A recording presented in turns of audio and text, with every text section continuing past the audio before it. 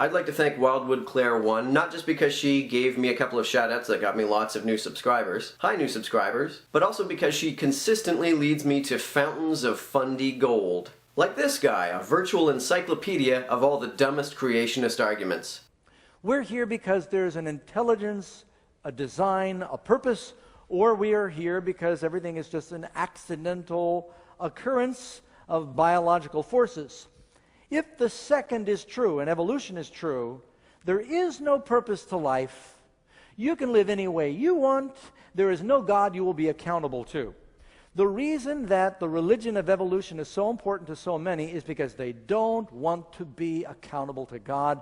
They do not want to be held responsible for their actions. This is something that I hear fundies say all the time. The only reason that you deny that God exists is not because you really believe that God doesn't exist, it's because you want to get away with sinning. Fundies who say this must think that atheists are as dumb as they are. If somebody really believed that God exists, why would they think that simply denying that he exists would allow them to get away with sinning? Do fundies really believe that atheists say to themselves, God will send me to hell if I sin, but I don't want to stop sinning. How can I get around this? I know. I'll just say that God doesn't exist.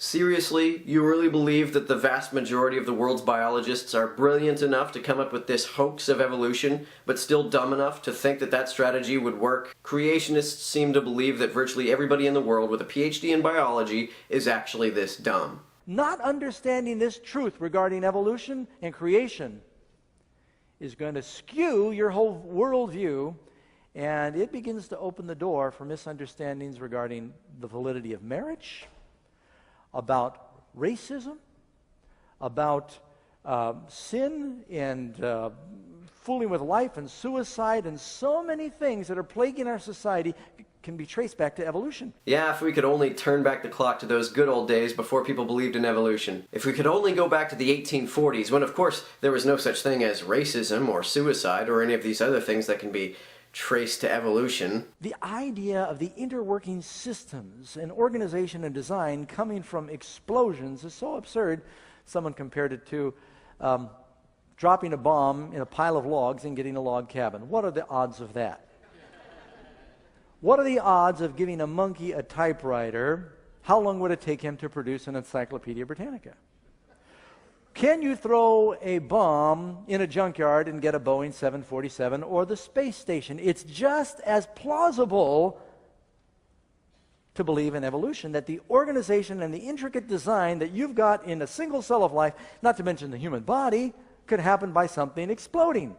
Now, to some extent, I believe in the Big Bang. I think that God said it and bang, it happened. Yeah, the Big Bang, evolution, none of this makes any sense whatsoever. You know what does make sense? Magical incantation. This argument paints cosmology and evolution as random processes, and the people who use it seem to think that no order can exist unless things are put in an order by an intelligence. But this is demonstrably not the case. Let's say you get a jug of water and you throw a bunch of rocks and sand in there and you shake it all up. All of that sand and water and rocks will be randomly distributed, but if you let it sit for a while, order will emerge. The denser rocks and grains will settle to the bottom, the lighter ones on top, and then the water on top of that. By creationist logic, there must have been some kind of supernatural intelligence guiding the heavier rocks to the bottom and the lighter ones to the top. But we know that no intelligence was necessary for this order to emerge. Evolution works in an analogous way. Mutations are random, but the organisms that we see today are the product of mutations that have passed through the unintelligent filter of natural selection. Order, even complex order, need not be the product of intelligence. Then, of course, you've got something that's called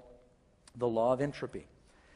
Evolution operates on the basis that things are getting better.